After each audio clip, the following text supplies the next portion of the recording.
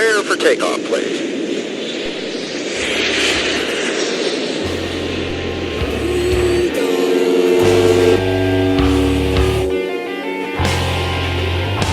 It's the Shipping Pod.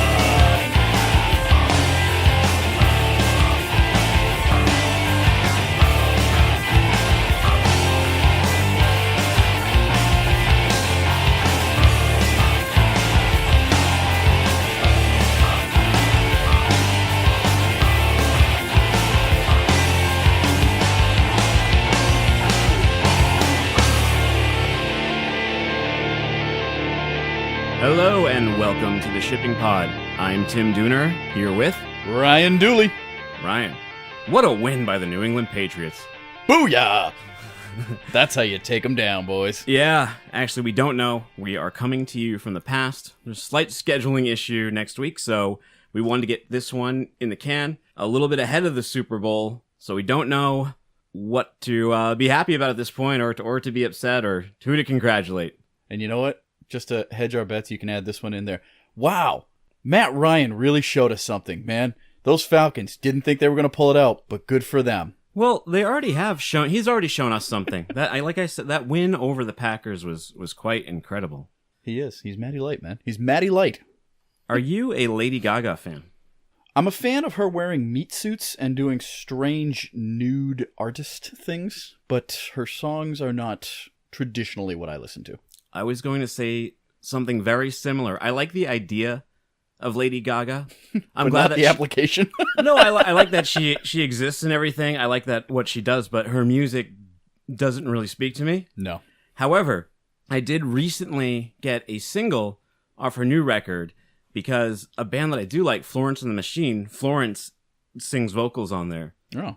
And my son is a big fan of this song, and it's kind of a good song for kids too, because the whole thing is just like, hey girl, hey girl, hey girl, hey girl. And he goes along and he sings along with it. So I don't know anything about. Where's this coming from, man? I don't. What are we talking about here? I don't. The Super Bowl's a halftime show, man. Oh, okay. Sorry, man. I totally did not put two and two together on that, dude. Yeah, she's playing the halftime show. I thought you were just asking me a question about Lady Gaga. I did not even put two and two together, man. No. And she had actually a decent quip during Media Day. They asked her if she was anticipating a wardrobe malfunction, and she said, "Are you going to blame that on the Patriots too?" Oh, nice. Yeah. She should walk up to Goodell and just be like, "Hey, I'm gonna get naked on stage, and there's nothing you can do about it." Yeah. That should just happen. Just saying. But I digress. Well, remember a few days ago on last week's episode, we were talking about how we wanted to add Ohio, the state, to our body of listeners. We did. Swing State, Ohio. Well, I would like to thank Jessica H. from LaSaint Logistics. Heck yeah, man. They're actually, I think they're based in Chicago, Illinois. I was looking at their website, but They have operations throughout the Midwest.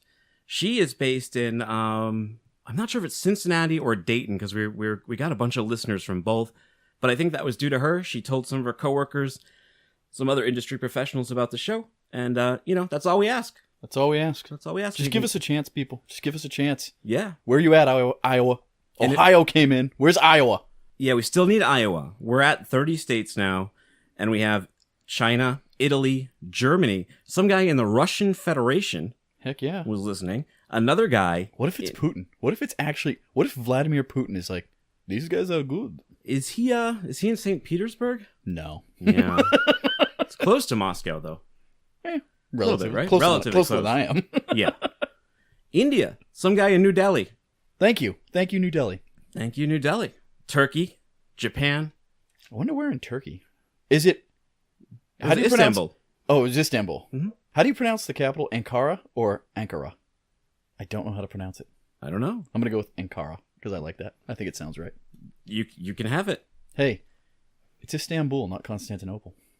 That's a little nod to They Might Be Giants. Sure. Because it's Istanbul, not Constantinople. No, it's Istanbul. Yeah. Just throwing it out there, man. Well, definitely. And Canada, I say Canada, we cannot forget our neighbors to the north. Canada. Our friend, the Canadians.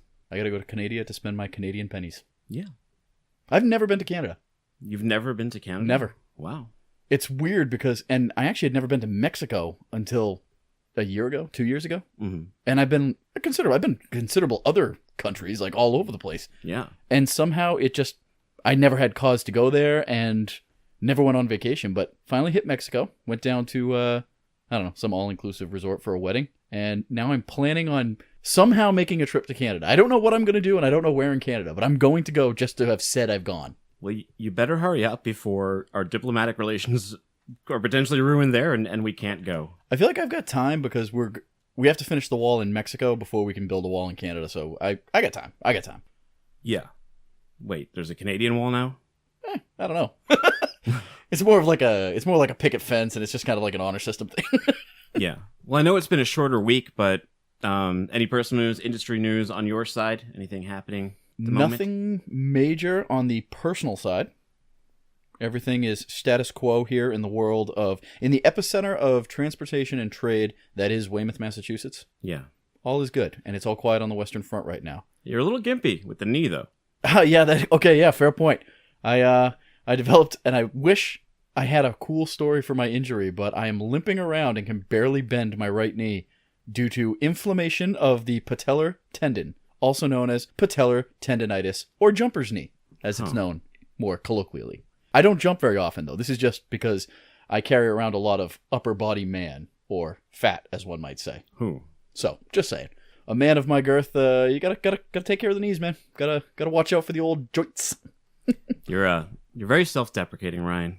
I do, but that's why we love you. It's a charming thing, though. What about you, man? How's the rest of your week been? Pretty decent. My lovely wife, she just helped me brush up my resume. She's a graphic designer, so yes. She helped make a little logo and help make basically the header and the format for the resume. So I was excited to have that put together. Nice. It looks, I gotta say, it looks a lot sharper. Employers out there, when you see it, you're probably going to offer millions easily. How could you not? Oh man, do you have a 3D one where you actually have to give someone 3D glasses to look at? That would be awesome, dude. I think 3D is on the way out. Yeah, but no one's doing it on resumes, so you could be the leading edge. It's on its way out of the movies, the cinema, as it were. Yeah. But nobody's doing it on resumes. That could be your thing, man. They might not remember Tim Dooner, but they'll be like, hey, whatever happened to that 3D resume guy? Get him back in here. Yeah. You don't know, man. Just saying. I throw these curveballs at you. It's true. And the only other thing, really, it's because it's been a quick week. Like we were just talking to each other. Indeed. Was I was plowing through the show Mr. Robot on season 2. I was a big fan of season 1. Season 2, okay, taking a little while to get going. Got one last episode to go. Strong show, and this happens with shows sometimes. Season 1's really strong, and it seems like the writers are afraid that it might get canceled, so it's kind of a very self-contained, really like a long epic movie. But then with a lot of shows, when they start getting to season 2, 3, they get renewed for a couple of years. The writing changes a bit because they know they got to go longer. The longer story arc type thing? Yeah, so this one, they told kind of a much bigger story to fit into 12 episodes the first season. This particular story, I don't know if there's enough meat on the bone to go the full 12 episodes, but, you know, they're still on Network USA. That's they're still in that format where you're doing 42-minute long shows. They don't have Netflix, where sometimes on Netflix, you'll have a show, like on the OA, one episode was like 32 minutes, another one's an hour and 14. Really? I don't know. It's great stuff. Huh. Yeah. I watched OA. Yeah. Yeah, they vary in times. Yeah, I didn't notice that. That's strange. I'm going to have to go back and take a look at that now. I got to here's my, since we're talking movies and television recommendations, Billions is coming back.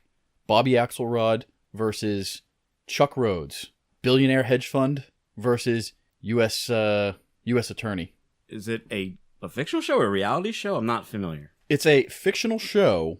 However, it is loosely based, my understanding, on an actual hedge fund guy who got in a little bit of trouble.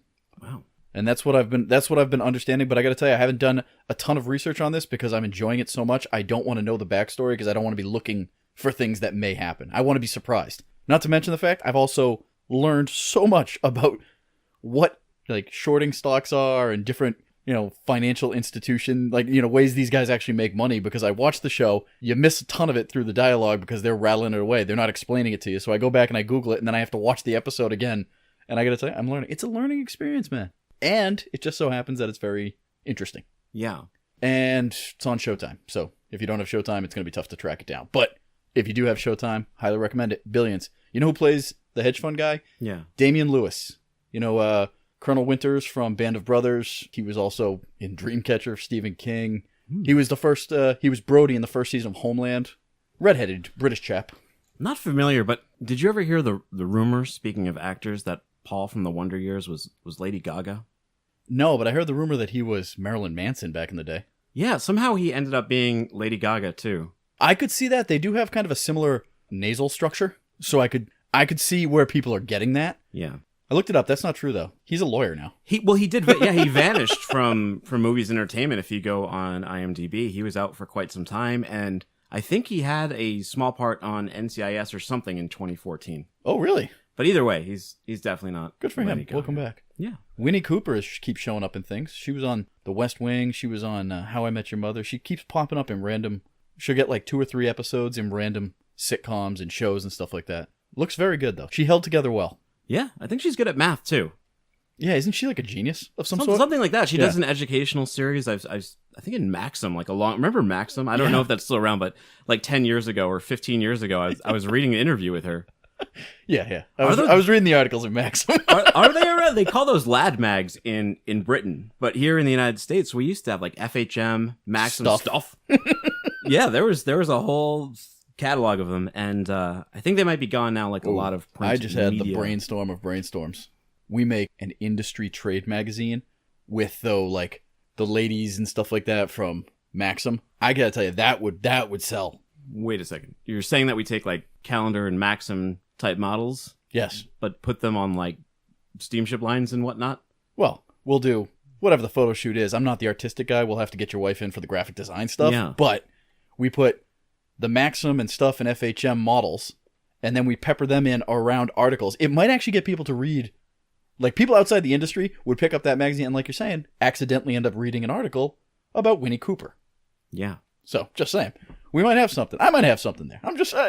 it's okay. If you don't back me on this, no problem. But, I won't share my millions from my transportation Maxim. Yeah, I'm going to have to sleep on that one. All right. But, so... moving forward for today's episode, because we really can't do this next week, there's some news stories that we wanted to cover before they become really, really old news. And it mostly has to deal with the freight forecast. The first item that came up that I was looking at this week has to do with a retailer that I use quite often. I'm an Amazon Prime guy. Me too. Really? Yeah. Yes, sir. Big time. I even use their streaming service. They got some shows on there like Dinosaur Train. My kid's really into that one. Stinky and Dirty. He's obsessed with these 2 shows. Man in the High Castle.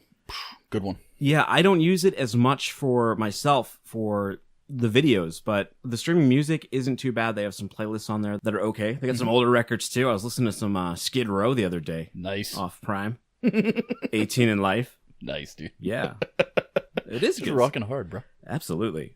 But Amazon, right? They're entering our business. They are. They're coming in hard, and they're not totally asset based. They're not buying a bunch of ships just yet. Yeah. But they are operating as an NVO on behalf of a lot of partners over in China. And one of the reasons that they're doing this and they started this division is that they have a lot of competition in the company Alibaba. Mm-hmm.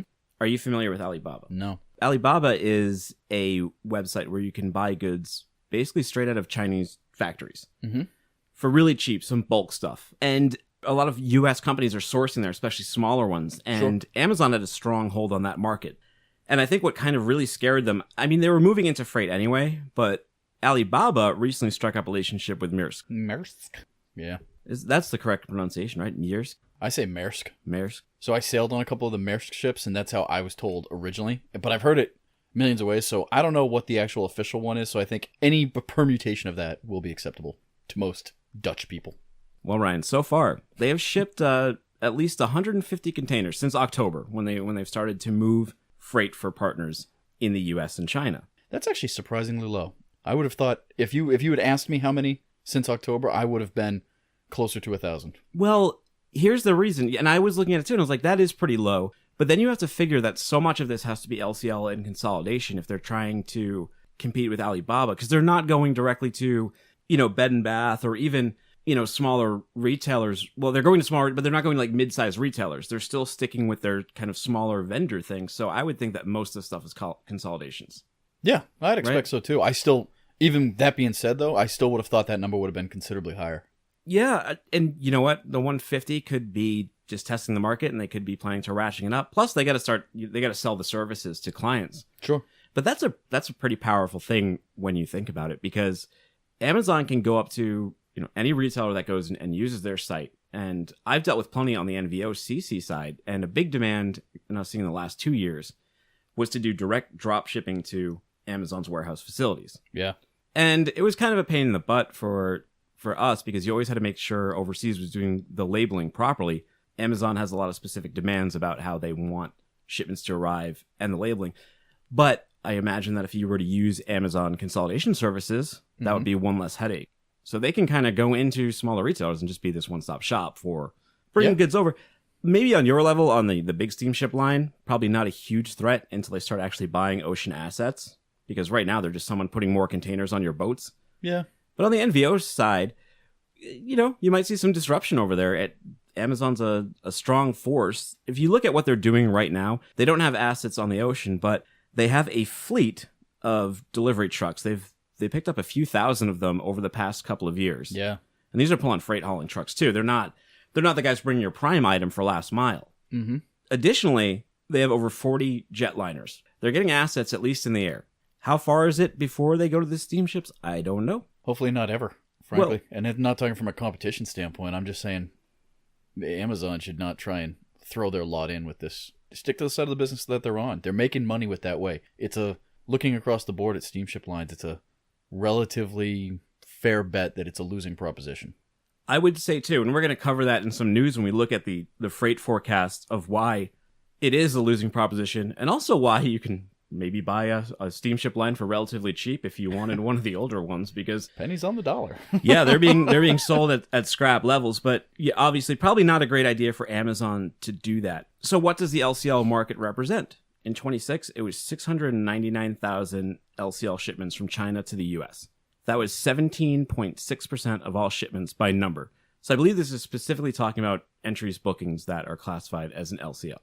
Okay. So again, that's hard to say because there could be multiple entries and shipments inside one container going to multiple consignees. Yeah. I don't know. I'm not a fan of when the big retailers try and take over more of the transportation realms. It's one of those things that you can find financial sense in it, but the operational application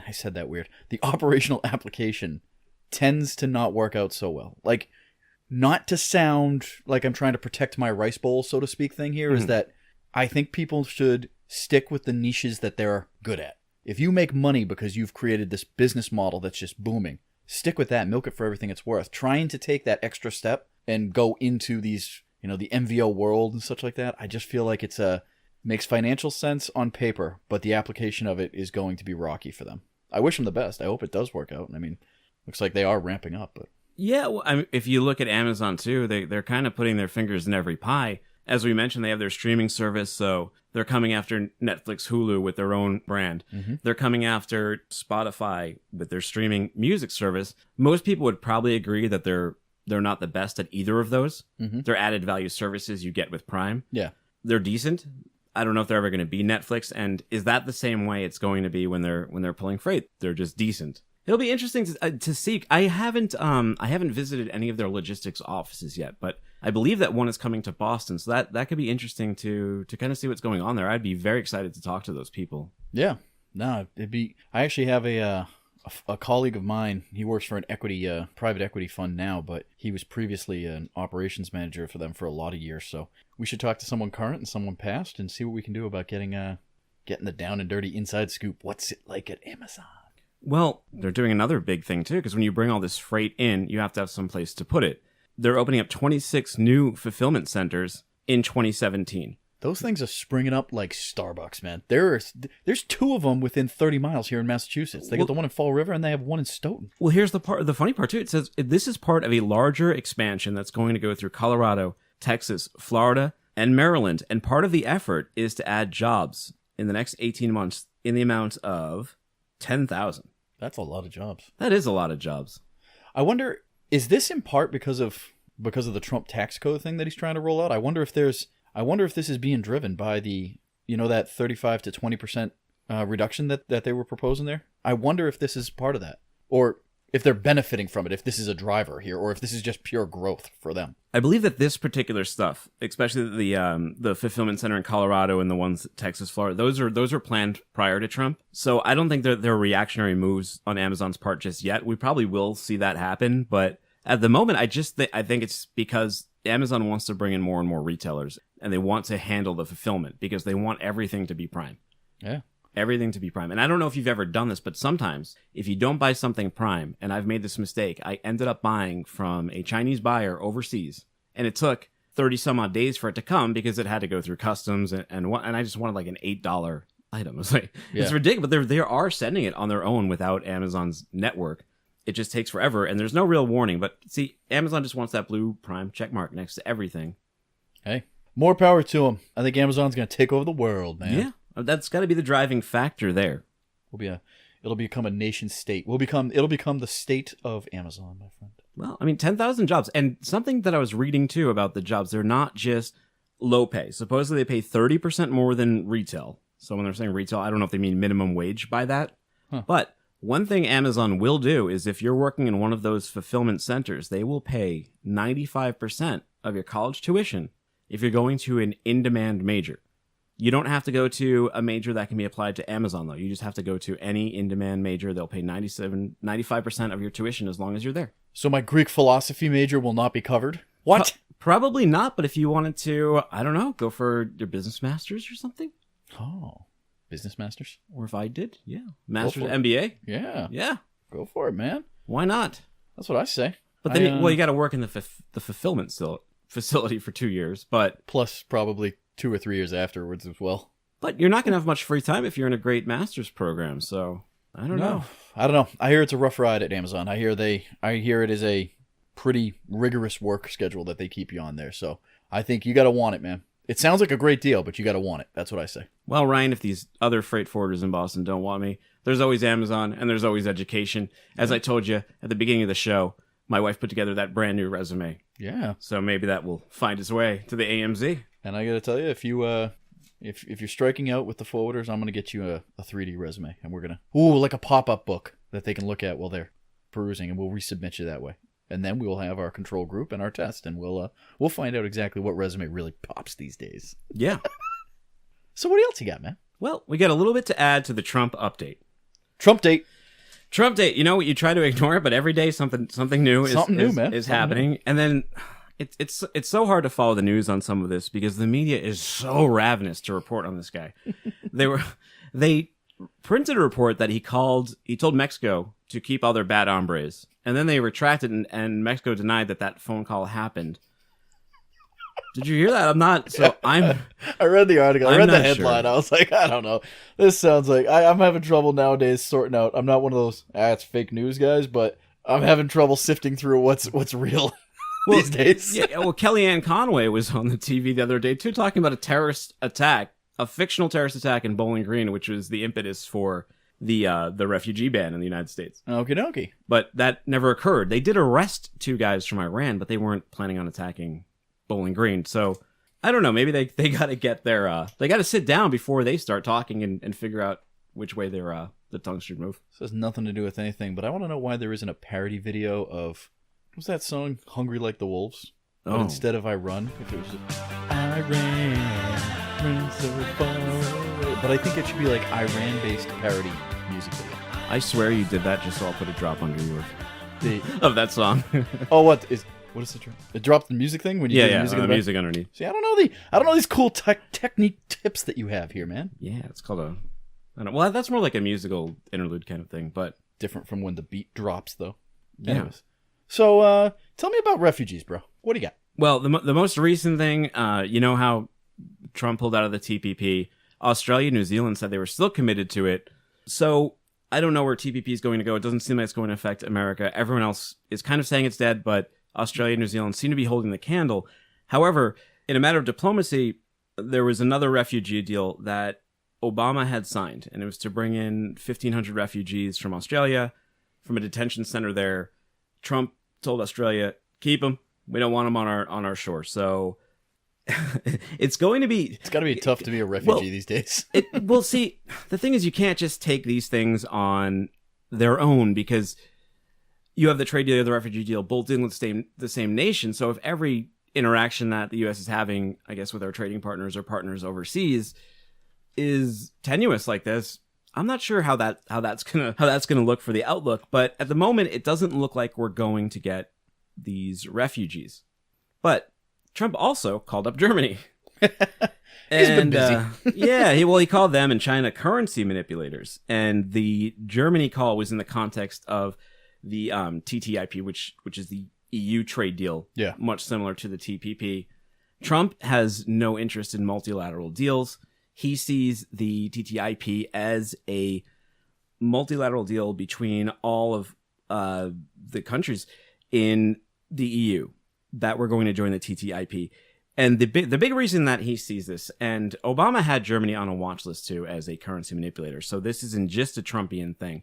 But what Trump is looking at is that we have a $77 billion trade deficit with Germany as of 2015. I don't have the 2016 stats, but I'm sure it's only increased if things remain the same. Mm-hmm. That's 3 times the trade deficit that we have with all of the other EU countries combined. Jeez. And that's 20 billion more than our deficit with Mexico. So this seems like something that's not going to go away. Trump is going to strike some sort of bilateral deal, or at least that's his goal, is to forge all of these bilateral deals, he said, with a 30-day exit clause with every nation that he wants to trade with. So he basically just wants to rip up every single trade agreement, every single joint trade agreement, every alliance, and go one-on-one. And does he have a point? Does he not have a point? Well, I guess you could say the U.S. is such a big entity, and we have so much buying power that maybe it is time someone leveraged this. Most economists might not agree, though. They would say that... I'm not sure if I follow. How do you mean leverage how? Well, instead of doing multilateral deals where deficient partners may get the same deal as, say, Germany, the U.S.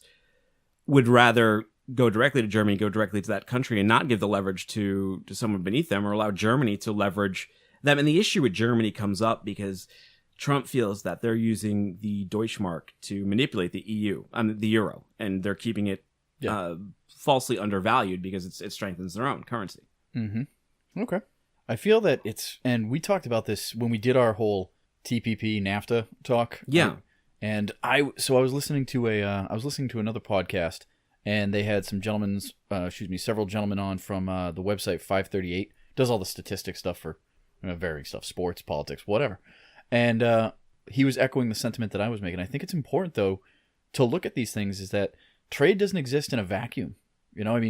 I understand that President Trump is the businessman's president, and he's got ideas. And like I've said before, I can't fault him for them because I have no idea if they'll work or not. But I feel like some of these things going straight bilateral, you start to abandon some of the geopolitical security that is developed through these multi-valued partnerships. There's an argument to be made saying it's like, well, there's a better deal that we can get for America. But if you don't look at the world and the globe as one full economy, if you want to look at each one of them as individual economies, then it's a matter of time before someone decides they want to take a swing at the big kid on the block type of thing. It's if everything's going bad for a nation and they don't really have anything to lose, then to be like, all right, well, then we're going to just start doing stuff that's only in our best interest. It might have direct conflicts with what's good for America.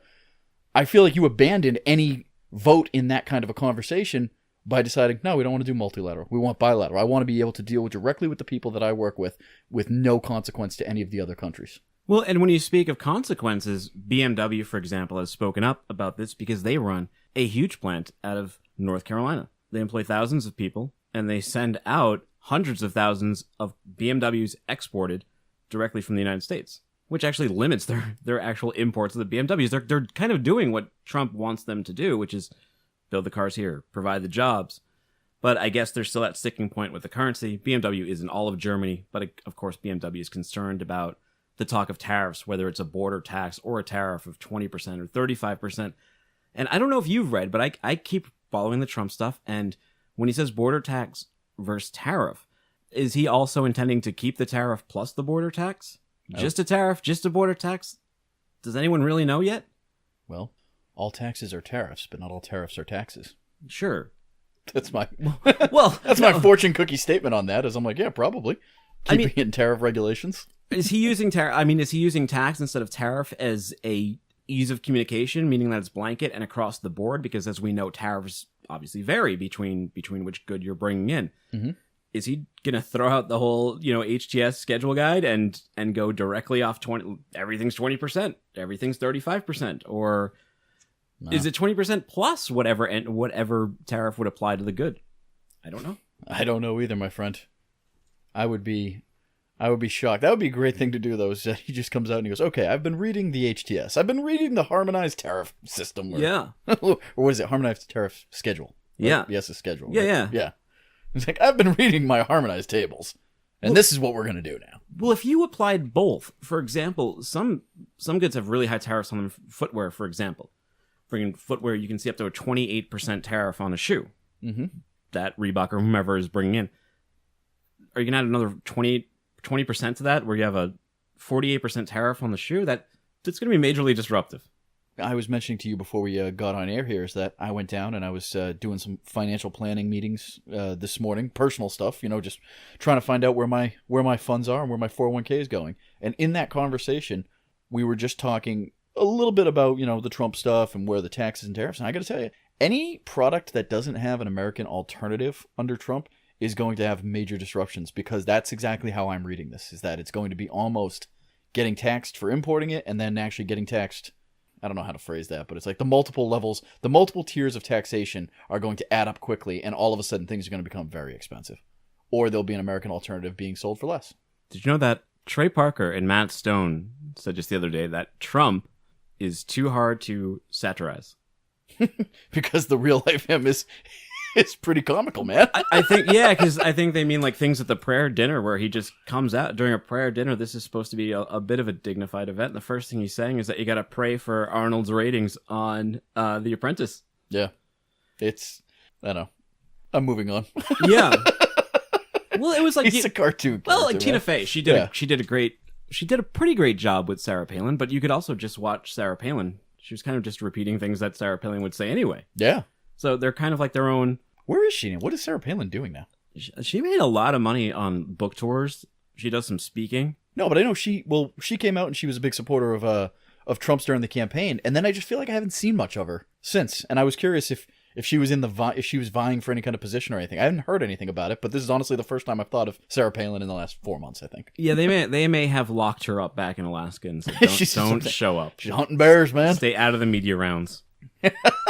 Stay off the airwaves, sweetie. Yeah, that's enough Trump for now. Thank you. But, well, again, he's hard to ignore because he keeps doing things that are going to affect us in one way. Yeah. Well, another. Hey, put a stake in the ground. What do you think the outcome is? What do you think the outcome is for Germany? Who knows? Because we don't know we don't even know if what is going to be applied. If it's a border tax, if it's a tariff, we don't know what's going to come of this currency manipulation. He's saying things that aren't even a part of the World Trade Organization or of the EU and some of these bilateral deals that he wants to pull. You can't just go out and rip up every single trade agreement. NAFTA had a provision in it that allowed him to do this pretty easily. Not all trade agreements are built like that, though. So it's impossible, and I don't want to cop out. It's just impossible to say without knowing. Hopefully, during the course of this podcast, we learn a little bit more by what he means by that. However, even without Trump's help, what we're going to move on to now is the record losses that the shipping industry is seeing. The ocean freight industry. These things are true, my friend. Yeah, it's in a lot of trouble. We discussed this last time with the GRIs, the PSS, and the overcapacity issue. And overcapacity is not forecasted to go away in 2017. No, it's going to increase. Yeah, and a number of issues compound that. There used to be a top 20 of ocean liners. Now they're down to 13. So as you're seeing, well, I mean, that could help if you get less ships out of there, but the assets are still tied in. But, around 2011, I believe, is when a ton of the mega ships started really hitting the water, right? Yeah. That's about the right time frame. I mean, so when speaking of the, multiple mergers and things and like, the lists of ships the list of shipping companies is getting shorter. But as you just touched on, the assets don't go away. Because in this business, and this is just a fair statement, rule of thumb type thing, is until Hanjin, nobody goes out of business. Nobody goes away. All of it just becomes the same company under a slightly different name, slightly reorganized. Different guys at the top of the chain of commands. All it does is companies merge and acquire and then split up and divest and then merge with other people. I mean, heck, the names alone just get compounded onto each other, like P&O Shipping became P&O Ned Lloyd becomes... I mean, the transition of all the names and stuff alone just demonstrate how far gone this business is with everyone just buying up everyone else. Somebody's there, buy them. It's easier than competing against them. The only problem with that, you never take the boats off the water, the rates never change, the services stay relatively the same, and we're all essentially on each other's boats anyways. As we talked last time about vessel sharing agreements and such, we touched on it. It didn't go into much depth on it, but through vessel sharing, we're all in the same boats, and we're all figuratively in the same boat when it comes to rates just crashing because there's so much space on vessels and not enough cargo. And it's not stopping. As we saw in 2016, Hanjin entered receivership. They're done with now. And as we also know, come 2018, April 1st, Japan's big three, NYK Line, K-Line, and MOL, are going to merge. This is true. So that's more combined assets, less options. The only time in recent history that things actually took a turn for the better, I'd say, or started to make their way up was, what was it, back in 2010, I want to say. It was right after we had the serious hit of the recession there and the housing market and such. There was an uptick in the shipping market, but it was because people started pulling ships out of the service. They started just laying them up. Not permanently, but temporarily laying them up. And all of a sudden the rates started to climb out and it started the recovery. Because we were worse now than what we were in 2008, 2009 as far as rates go. Yeah. So the shipping industry as a whole, very depressed and just not enough smart decisions being made with the assets that are available out there. And I say smart because the bottom line will be negatively impacted initially, but the long-term game of this would be to benefit the overall companies and being able to make companies that are stable financially as well as operationally. A lot of upside to getting rid of some of these ships. Well, sure. And, NYK Line and K-Line, the reason that they're merging with MOL is out of necessity. The specter of no profit for the fiscal year of 2017 is already a reality. Mm-hmm. And they have no way of stopping the bleeding at the moment. If you look back at last year, NYK posted $2.15 billion in losses. K-Line was just under $1 billion. They're not as big. So... when they merge, MOL is going to be picking up a lot of losses and debt and assets. So it'll be interesting to see if they can stay afloat with that much water on board. But yeah. I don't know. And it'll be interesting to see where Japan gets involved with this too. But, the merger has been approved. But that is going to be 2 less carriers when they merge together. And these partners are close to your home. In a couple of months, you guys are going to be in THE Alliance together, are you not? Correct, sir. Yes. The Transportation High Efficiency Alliance. The Alliance. Absolutely. There was a good quote there before we move on from that I saw from the president of Nippon said, "If we don't want the number of Japanese shipping companies to be 0, we need to create one strong, splendid company." I'm not saying it's a Trump type statement, but it just felt it had that kind of grand, broad statement there. But I really liked it. I was like, oh, that's a pretty salient argument to make, man. If you don't want all of us to go away, we need to start creating some kind of a coalition. Yeah. I mean, so in the industry, again, as we also mentioned last week, there's been a lot of fighting over rates. Rates had plummeted. They were at record lows in 2016. Mm-hmm. And the only thing that really recovered was the spot rates when Hanjin went down. And most industry analysts, though, they don't look at it as a great sign of the health of 2017. They simply look at it as that it was peak season. Hanjin was pulled out of the equation. Yeah. So everyone else got a little bit more freight. They got a little bit of boost. Every steamship line and even NVOs, they knew that customers who are on Hanjin, they needed to go somewhere. So rates, you get a little bit more money. But even with that, as we can see with these huge losses, they're not operating cost efficiently. Nobody's operating cost efficiently throughout the industry. This year, it is forecasted, though, that for the first time in quite some time, contract rates may go up. And I say may because all the steamship lines are going to want to go to their partners and say, hey, look, we're going up X amount. Yeah. However, you also mentioned this last time, and that is it's great in theory if everyone goes, okay, look, to be operational and to make sense for us to do this, we have to do a container at 2,800. None of this 1,200 thing. We have to look how much money we're losing. Obviously, this is not sustainable business. But what's happening is that doesn't happen because not everyone holds the line. No. Because nobody wants to lose, even if they're losing money now, they don't want to lose the customer and market share because I guess the business model is that eventually the rates will turn around and they'll have that market share to reap the bounty of. Yeah. I would say you touch on some key points there that we had already mentioned last week, is that the problem you really have is that price fixing and collusion is a very serious crime. And you have to be very careful about what information is known across multiple companies. I can't go to one of my competitors and say, we just can't go below this level of price. And if he tells me the same thing, he goes, yeah, well, we can't either right there. I'm like, well, you're starting to walk into a gray area of a federal crime. It's a tough thing to do, is that if all of us made smart, reasoned financial decisions, our companies, I say ourselves, but I mean if the companies, if the trade departments and the upper management made the smart, reasonable financial decisions, we could stave off some of these rate tumblings. But as long as there are customers that are trying to get the sharpest rate possible, which I don't blame them, I don't fault them for in the least. I only fault them if they don't expect them to go up. The pendulum has to swing back the other way eventually. Yeah. Or all of the companies will just start going out of business, and then it'll be down to a very few couple of shipping lines, and then the rates will go up because they'll be able to run the table.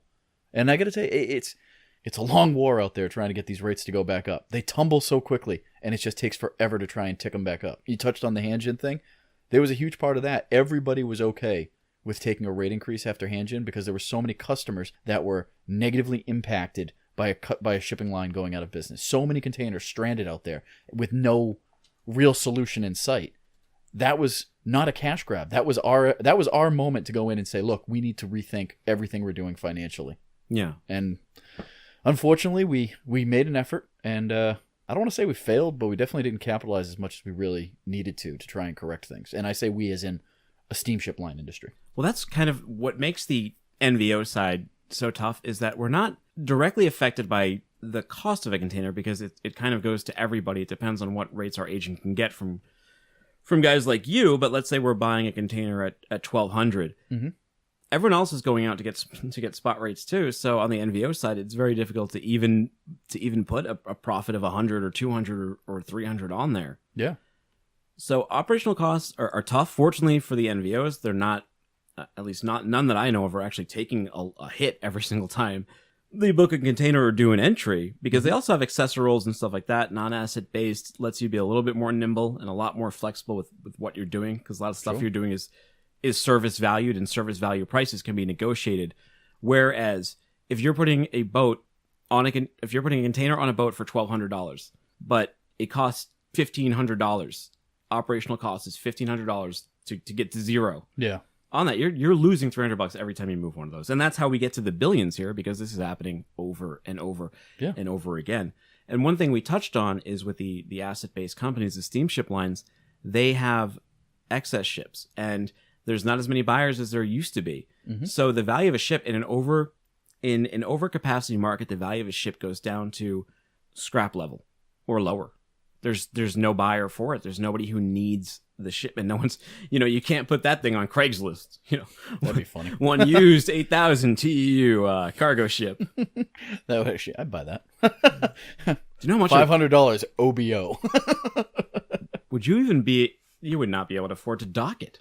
How much would that cost? That costs so much. Porting fees? Yeah, I don't know what like the wharfage and I have no idea what it would be. But I wonder, you got to figure with no cargo on it, you could draw pretty little. So you might actually be able to find some place where you could, bring it in and just kind of drop anchor. Just in the middle of the ocean. Yeah. Yeah, start a party. Yeah. We find someplace. Your own sovereign state. Exactly. New Bedford has a ton of open, waterfront space that's not currently being used. So I'm sure they'd be interested in some kind of a lease deal, like $700 a month. You could live on the boat. It'd be like having a houseboat, man. Yeah. A really rusty, crappy houseboat. There's a book called 99% of Everything, and it's about the author lived on the boat from U.S. to China and they're talking about in the book just how clangy everything is inside in the rooms. Like, you had to put tissue behind all the mirrors, and because all the rooms are made out of metal. Yeah. Metal and tin, so it's almost like its own prison cell. And the water is rough, especially when you're out in open ocean. That is some really, really rough water. And you think these huge boats can kind of weather the storm. They get pushed around just like everybody else, especially when they're stacked up and wind starts hitting them. Mm-hmm. They start rolling around on those waves. Mother Nature is strong. Yeah, buddy. I tell you, there's an old sailor's expression that says, if you can sleep on a ship, you can sleep anywhere. And I've put that maxim to test. I can fall asleep anywhere because after, I don't know, however many years I was sailing on ships there, I feel that I can sleep anywhere. Noise does not bother me in the least. Well, according to the site Vessel Value, there are 2,008 container ships out of the 4,828 that are at scrap value or lower. There's a use for these things. I mean, they scrap them, they mothball them. There's a method to get out of this, but nobody wants to do it because nobody wants to eat that cost. They're trying to make money at every turn, and the weird part to me is, like you just said, if you ship 100,000 containers and you lose $100 on each of them, you're already in the millions lost. If you do that year over year, it climbs to billions pretty quickly. And 100,000 containers in a year is not much for a global steamship line. That's not even the biggest number. If you're losing that kind of money, why not take it in the teeth and lose that money right now in this quarter in an effort to try and increase your rates so you can stop the bleeding? Like, that's the one that I don't understand. Is why not tell everyone, guess what? We're not having bonuses, and top management, we're going to have to reduce salaries X amount for the next 2 years. However, this is our plan on how things get better. I don't know because I'm not flying at that level. I don't breathe that kind of oxygen, but I have to ask the question, is how is no one else even talking about this publicly? Is that's an opportunity?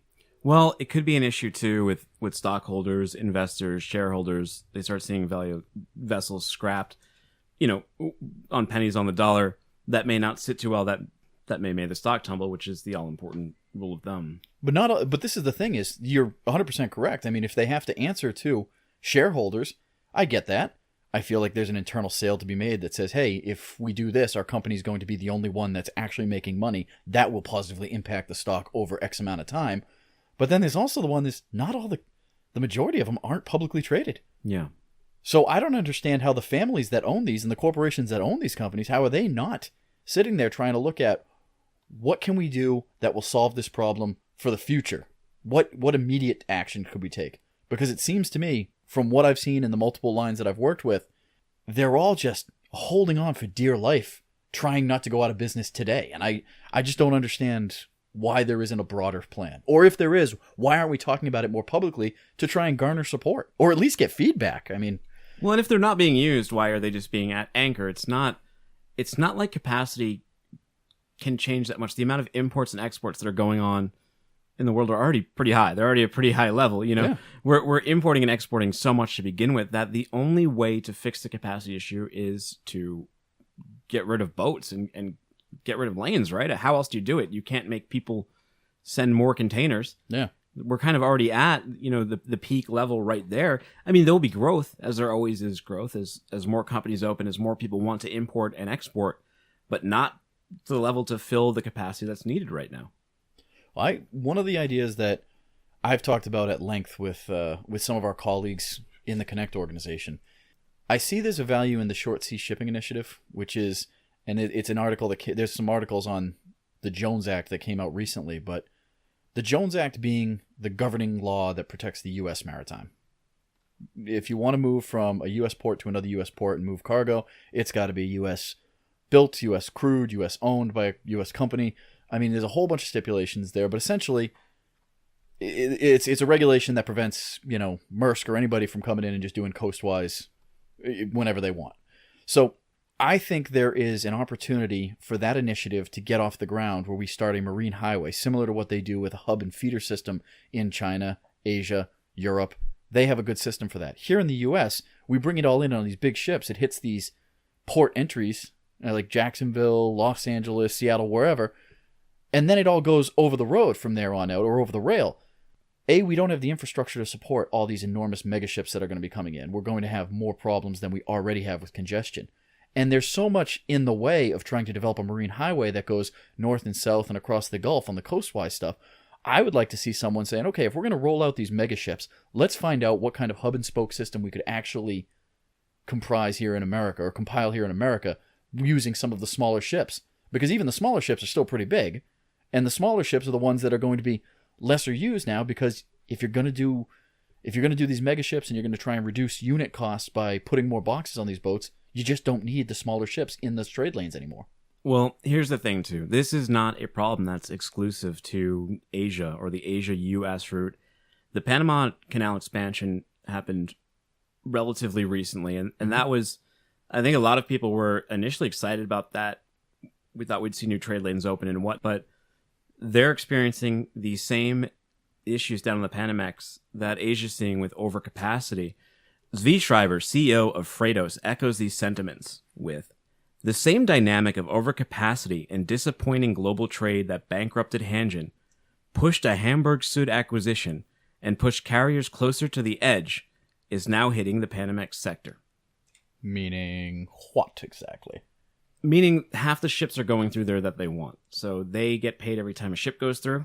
Mm-hmm. They need that money to pay for the expansion that they just did.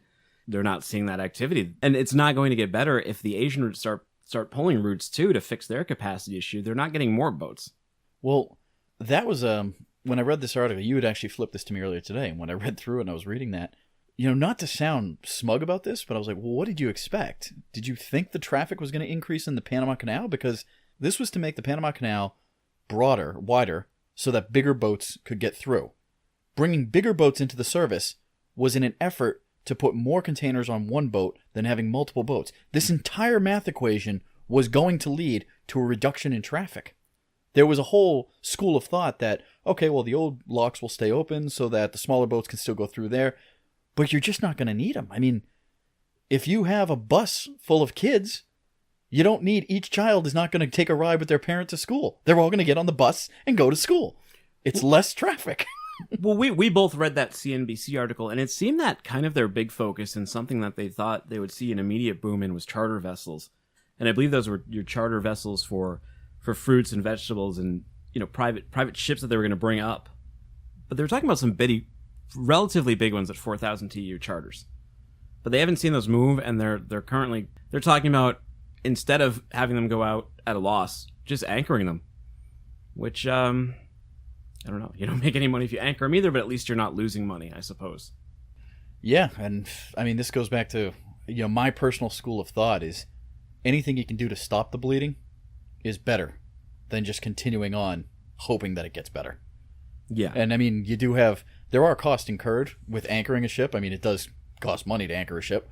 So there is still money lost there, but I don't know. I didn't understand it when they announced the expansion of the Panama Canal. I didn't understand how it was supposed to be this big boom to the industry of, we're going to get all this new business because, we just don't import as much from these other places that we know, that there's not much. There wasn't a giant demand for more Chilean fruit. I think the school of thought was that you could have more lanes because instead of doing, West Coast intermodal to East Coast, you could go through Panama Canal and everyone's going to start routing that way, and they're losing so much freight to one side. I think that was the school of thought. And again, the charters. It's an answer to a question that was solved 60 or 70 years ago when people started opening up hub and spoke distribution centers. Going back to Amazon. Why do you want to come to the East Coast? We'll just build a building over there and ship directly to it.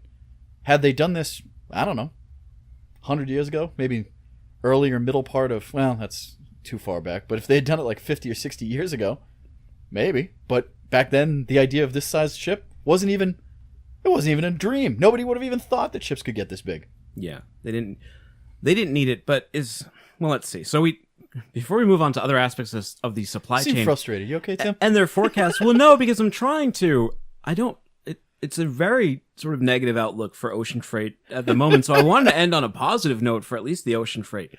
And there is one good note, not for you in logistics departments who are buyers or who are booking freight at a spot level, but spot rates are up 40% from all-time lows in 2016.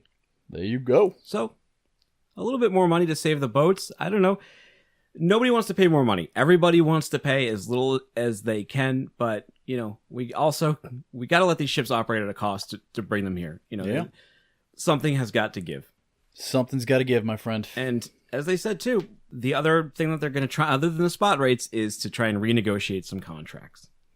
It's gonna be interesting this year. It'll be an interesting year. Well, here's another thing that could affect prices, and this is something I was looking at the forecast on too, is fuel. What you may have heard recently is that OPEC members have agreed to reduce production of fuel because the cost of a barrel was getting too low. They all agreed to this, but none of them have. And Saudi Arabia, and this might sound familiar to you, sort of like the vessel carriers. Saudi Arabia isn't willing to lose market share to other exporting nations. They've come out and directly said this. So they're not going to raise, they're not going to sell oil for $80 a barrel if the guy down the street is selling it for $60. Yeah. They are not going to do that. And you know who the guy down the street selling it for $60 is? Who dat? That's us. Oh. The USA, we started doing our own drilling and fracking, and we're pulling barrels at $50 to $60 a barrel. Yeah. I want a solar powered ship. That's what I want, man. I want a wind powered, solar powered ship. Can you do that with solar? Probably not. No. Can you have a solar? Do they make solar powered cars yet? Not ones of any particularly long distance. Seems like it would be a difficult task, but I don't know. The gas market is going to be treacherous too. I mean, we're essentially in these price war scenarios where people are cutting their throats to try and do this, and it's good for the short term. I mean, CFOs across the world, I'm sure, are like, "Oh, this is great. Look at all the cost reduction." The only problem is I don't feel like we're doing enough long-term planning, though, for when the pendulum swings back the other way. Because the cost of oil can't stay as low as it is now. Well, yeah, it's at a point where, the barrel costs more than the actual oil inside of it. There you go. But, I mean, you're right. And that's why OPEC is trying to make these changes to agree to not at least go below some certain thresholds. But again, nobody seems to be listening. So at least so far, your FSC charges, your fuel charges, they should not be going up in 2017. So it seems like they're not going to hold the line. They're going to let it bottom out. Yes, sir. Do you know what OPEC stands for? Oil. Organization of Petroleum Exporting Countries. Uh-huh. There you go. That would make sense. I didn't know that until about 6 months ago. I thought it was like oil producers. I knew what it was, but I never just picked up on the acronym. Yeah. Hey, do you know what the difference between an acronym and an initialism is? I do not.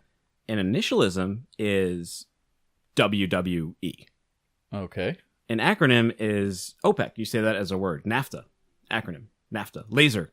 Scuba. Oh. Whoa. Those are acronyms. Laser is an acronym? Yeah. I didn't know this. What does laser stand for? I don't know. Look that up real quick. Okay. Get back to me on that one. Hey, but that's the different. People usually use acronym for anything that's abbreviated, but they are not the same animal, Ryan.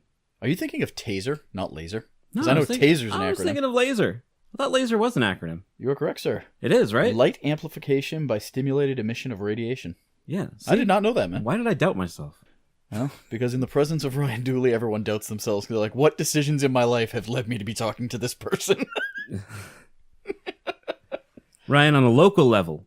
What you got? So fuel, there wasn't much to say there. It looks like it's going to stick as long as nobody listens to OPEC, fuel's going to be fine. So don't worry too much. But if you're on the trucking end, the biggest issue facing truckers right now is managing capacity. A lot of truckers on the FTL side are parking trucks. What does FTL stand for? FTL is a full truckload. Thank you. So they're same as importers and their clients are trying to push the rates down. They're always asking for a lower and lower rate, and a lot of trucking companies started stepping into sub-operating levels. What was that, man? I don't know. Sub-opics. Yeah, so a lot of trucks were running at suboptimal levels. They're running below. They're running above expense. Mm-hmm. So cost too much money, but Another they're still taking risks. Lose money. They were losing money. Yeah, they're losing money. They're putting too much trucks out there, so it looks like some are looking to park it. Trucking rates. That's got to be serious executive level jargon. Sub-OPEX. Business buzzword. There's we're running at suboptimal levels. Sub-OPEX. That right there is neither an acronym or an initialism. Just a weird word. That is a type of abbreviation, though. Sub-operating... Something. Yeah. Sub-operating X level. I don't know. Hey, you know what, though? What you got? Just like the spot rates are expected to, maybe gain a little ground, LTL rates are expected to raise 3 to 4% in 2017. Nice. And that's just kind of keeping in with raising operating costs, but it looks like they're able to make a little bit of money on that side because just with LCL, you're not buying the whole container load. Yeah. They can squeeze you a little bit more. Yeah. Although I got to say, the biggest way that the LTL market will see significant increases and be able to get better is if the container market, if the actual full container market improved with the rates, it would make it less economically viable for someone to say, yeah, I know I'm only shipping one pair of shoes, but it's going to cost the same for me to get a 20-footer as opposed to putting it on a pallet and co-loading it with someone else. Oh, well, last year rates were getting so low that if you had a quarter of a 20, it was cheaper. Yeah. Just to go straight with the 20, even if it was barely even full, because once you start getting into LCL freight, which is less than container load, you start paying all sorts of accessorial fees. Yeah. You're starting to pay fees on the other side of stuffing the container. You're paying the fees on our side of the handling, de-stuffing. It's a lot. So a lot of customers were just going straight up with 20s. Absolutely. I did some math on it when I was working with the 3PL, and I think I had the equation at the time. This was a couple of years ago. I had the equation down that it was like if you were shipping more than 3 pallets, you could break even on a 20. If you shipped a 20-foot container from major port, not weird places, like if you were going to someplace very strange, it wouldn't work. But for major port destinations, anything over 3 pallets, you could totally just get your own thing. Your own 20. Sorry. I don't know why I said thing. Your own 20-footer. TEU. You know who's doing well in terms of profit? Who dat? The rail industry. The rail industry, my friend. Those guys are a tough bunch of cookies, my friend. That's a tough industry right there. Why are they doing well, Tim? Well, I would think one of the reasons why rails can control costs quite a bit is they don't, have the competition. With truckers, you have 500 truckers in California. If you get your freight at the Port of Long Beach, you can call any one of those guys and drive them down on your LTL or your LCL rate. Or, LTL? LTL. LTL? Less FTL. than truckload? FTL and LTL rates. Full truckload, less than a truckload, LTL. For anyone who doesn't know, and I don't think there would be anyone listening to us now for that, but less than truckload, meaning individual, a couple of pallets, would be less than a full truckload's worth of cargo. Sure. Just in case. Yeah. Could go to multiple destinations, usually along the same route, but... Indeed. You know what's a funny challenge, though, speaking of rail and truck competition? So the railroads have very strong unions, and they have pretty solid control over the lanes that they can move their cargo. I call them tough cookies because it's always a difficult proposition whenever they are in control of the freight. They are literally in control of the freight. There is no pressure you can apply to the railroads to do anything faster than they're already doing it. So they've essentially set their operating activities and said, this is how we're going to do it. This is the price we're going to do it for. Like you said, there's not a ton of competition because you're either on that particular rail or you're not. I mean, it's a pretty solid business effort in the transportation world. I personally think railroads have some room to grow in this country just to try and support the kind of waning infrastructure that we have in place. I think there's going to be another railroad boom here in the next...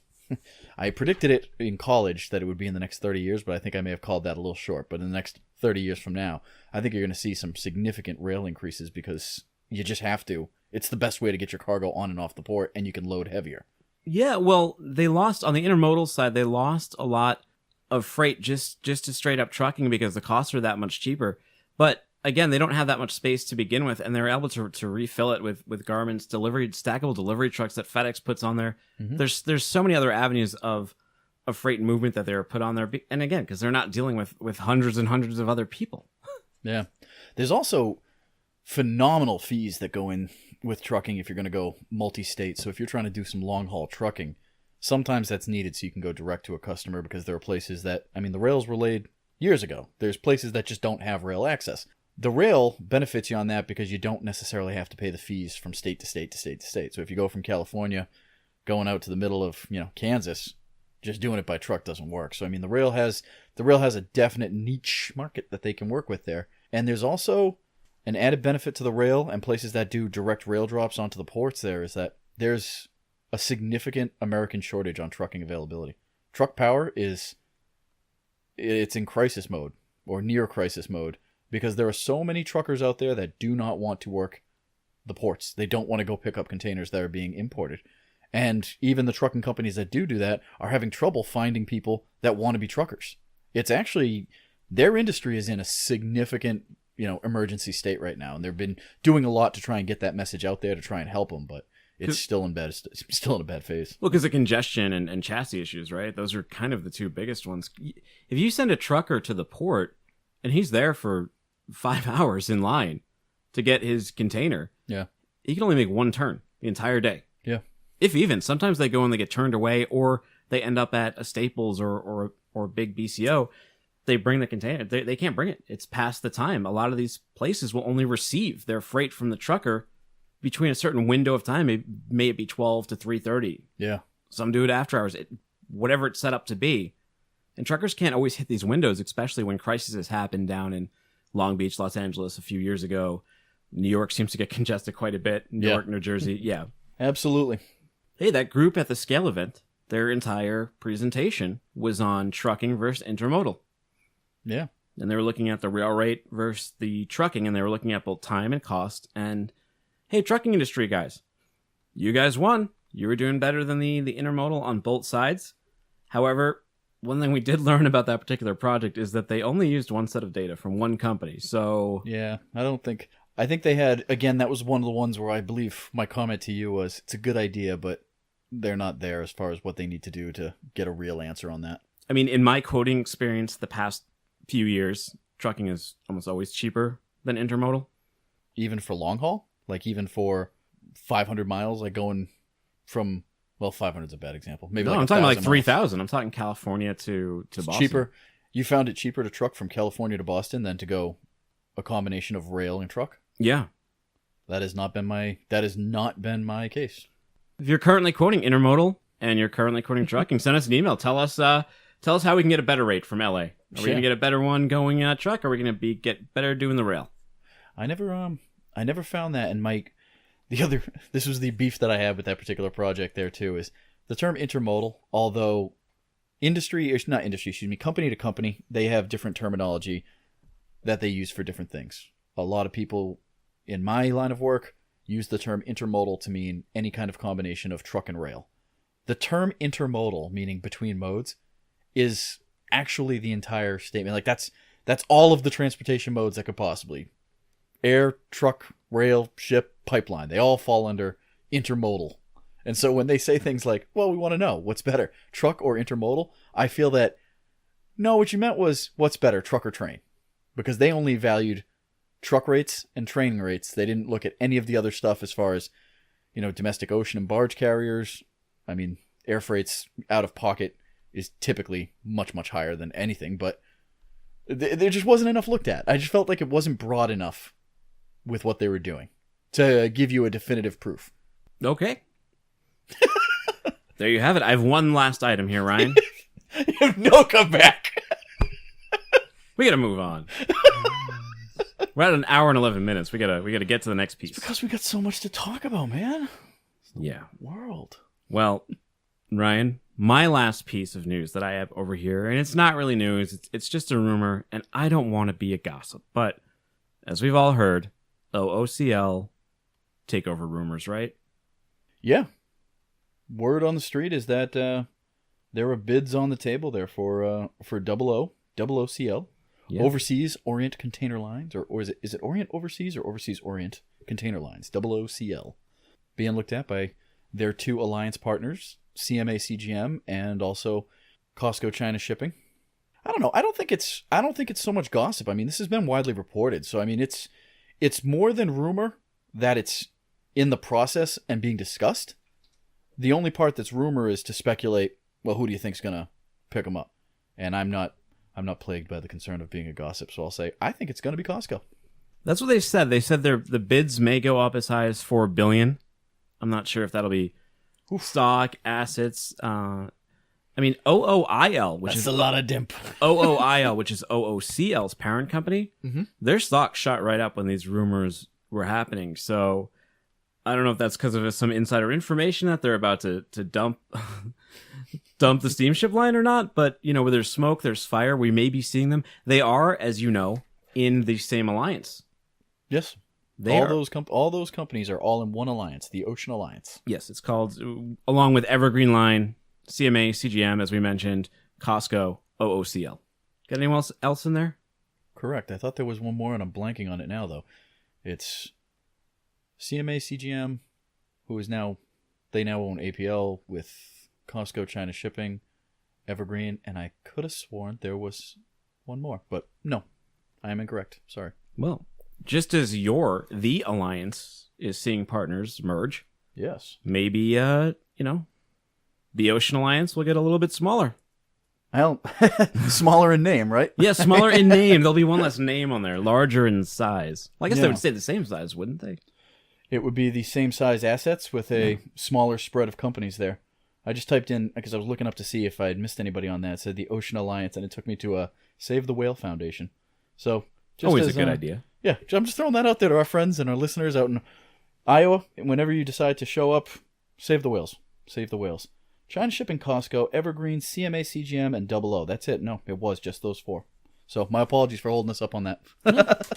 But this is part of the reason why the speculation in this market is, as your point, I made a joke of it earlier, but being a gossip in this industry is bad for everybody. It's a speculative market. If you think things are bad with a company, things will become bad at a company. If you take Hanjin for instance. When people started to think there were problems with the Korean lines with Hanjin, they started to move some of the business away from Hanjin. Moving some of the business away from Hanjin was bad for Hanjin, which fulfilled the rumors that things were getting bad at Hanjin. It's a self-fulfilling prophecy. So, moving back towards the rumor at hand, the OO merger and acquisition, it's not necessarily a bad thing, and it's not like a Hanjin-esque type debacle. I mean, these companies make these decisions based on, presumably based on the decision that it's going to be more profitable for everybody involved, at least for the, remaining company members. I personally think that Costco is would be a natural progression for that because it's, China-based companies purchasing a Hong Kong-based company makes sense. The Japanese Big Three merged, and then there's also been talks about, my company's from Taiwan. This talks about, Taiwanese mergers and stuff. I've heard people talk about this, and it's not just my statement. I've heard other people saying this, is that the entire industry is pushing itself towards a place where there's essentially one national shipping line for each country. And I mean, that's the direction we're heading in right now. People are finding it more operationally efficient to combine these companies and be able to centralize information and centralize pricing and such. So I don't think it's a bad thing. My money would be on Costco. The pundits think it's CMA, though, so they're the experts, not I. But, it seems like this, what used to be a rumor is now being widely reported, and it seems to have legs. So I think it's fair. Don't worry about saying that they're underbid and being a gossip. That one's less gossip, more fact now. Yeah. Well, that's all I got for news now. News? Yeah. I mean, in summation, forecast ocean freight, as we said, not looking so great. No, could be better. But hey, could go up. You mentioned it earlier, and I like that thought, is we should end on a positive note. You know what? The forecast isn't great, but who the heck knows? Yeah. We'll see what happens, man. Who knows? Oh, air freight. Almost missed air freight. Air freight? Yeah. Doing great. Air freight's good, man. Yeah, air freight's doing good. Air freight's good. Air freight is the business to be in. I tell you, that's a high dollar item, man. That is an expensive proposition, but I like it. Anywhere that's making money, you gotta appreciate that, right? Yeah, and because of regulations, they don't even have to touch a lot of the annoying products anymore, like lithium ion batteries. I had extensive experience with that when I was dealing with a customer in my 3PL days, and the funny part about that is that the regulations on it are actually not nearly as strict as most of the air carriers let on. Yeah. They just really don't want to work with them, so they kind of put in their own policies on top of the regulations. Well, I don't blame them. These aren't just knock-off Chinese hoverboards that have been blowing up, or knockoff e-cigarettes or cheap Chinese e-cigarettes. I mean, you're seeing, Samsung phones exploding. Yeah. Samsung's supposed to be a pretty big company that vets their products. Yeah. And not so much. That thing can be next to your head and set you on fire. Hey, I like that. I like to live dangerously. I like the idea that my phone might explode in my pocket. Yeah. Well, has your phone ever gotten kind of hot on you? Oh, yeah. Yeah, that's a little scary, isn't it? Yeah, when you have it, like, if you leave it on the charger too long or something like that, all of a sudden, or you're watching, like, if you're watching Netflix on your phone while it's on the charger, it'll start to heat up, man. Yeah. Yeah, and you just unplug it real quick, and you're like... unplug it, throw it across the room, dive behind the couch. Yeah, you grab one of those Chinese fans, and you just start waving it. Indeed. Oh, man. So what else you got? Or are we going on to upcoming events? Yeah, we can go over to upcoming events. That's the news for now. That's all I got. Very good, sir. Yeah, I don't have any big news beyond that. What do we have on the docket? I feel like we have one new event that I'm aware of that I've mentioned to you before, but we have some of the similar old, same olds that we've had for the past couple of weeks, right? Yeah, and we can breeze through those ones pretty quick. Valentine's Day, you can have a hot date with Connect. Yeah, buddy. Biopharma from 9 to 5. That is at the Pine Conference Center in lovely Southborough, Massachusetts. Yes, sir. Actually, the day before that one, we have the Northeastern University. Connect will be represented at the Northeastern University Job Fair for Logistics and Supply Chain. Wait. So that'll be February 13th. That's the Monday, day before that. So, and this is going to be coming out on Wednesday. So the Monday following when this podcast is released, that's when that is. Yes, sir. It'll be when this is airing on iTunes and all of your favorite downloadable spots for podcasts. The following Monday will be Northeastern University Logistics and Supply Chain Expo. That'll be exciting. Sure. Yeah. It'll be interesting. What else are you going to do on Valentine's Day? Well, I feel like that's a good thing is that you come home and you say, hey, honey, I went and I just decided I want to be a freight forwarder. I mean, you realize a dream and then you go to Valentine's Day. I'm just saying that's a 1-2 punch that nobody can stop. Yeah. And if someone catches your eye there, you already have an icebreaker. You know that they're doing something with pharma or biotech. Yeah. You know they know something about logistics. Exactly, my friend. And you're like, hey, are you on drugs? Because I'm talking about drugs over here. Yeah. That's how I kick off most of my Valentine's Days. Yeah, nothing talks a lady out of her pajamas like regulatory FDA pillow compliance. Talk. Ooh, sexy. Well, that's that. I won't be there, but maybe you will. What else do we have? February 28th at Morgan Lewis in Boston. It's the 23rd Annual International Business Forum and Networking Event. That goes from 5:30 to 8:30. Nice. I'm going to go to that. I've decided that right now. I'm going to go to that. You might enjoy it. They have beer, wine. I am known to enjoy appetizers. Those things. I'm known to enjoy those things, Tim. Morgan Lewis, pretty fancy building, too. That a good sir. Yeah. Shirt and tie event. Jacket, too. There you go. What else? Did you have anything else? We got we have the 21st Annual Northeast Trade and Transportation, April 11th to April 13th.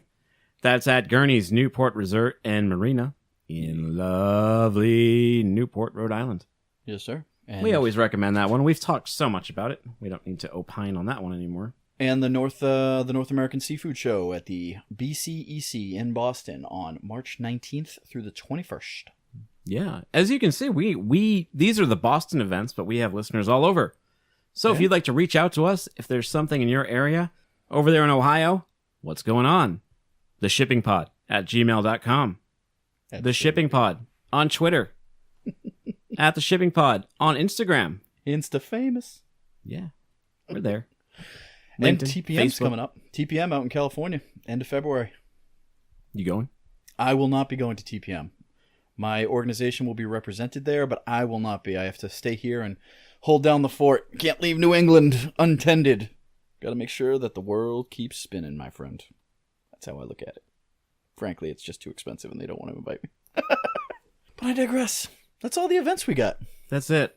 Well, my friend, we are running out of time. So, for Ryan Dooley, this is Tim Dooner signing off. The Shipping Pod. See you next week. Bye-bye. Did you ever hear about the railroad drag? Toot, toot, toot, it's a joyful drag. See the train a-going around the curve. Oh, my, feel that engine swerve. Engineers are humming a peculiar strain. Now, in your heart, you get a pain. All the people on the train have caught the drag. Now, everybody's humming that railroad drag.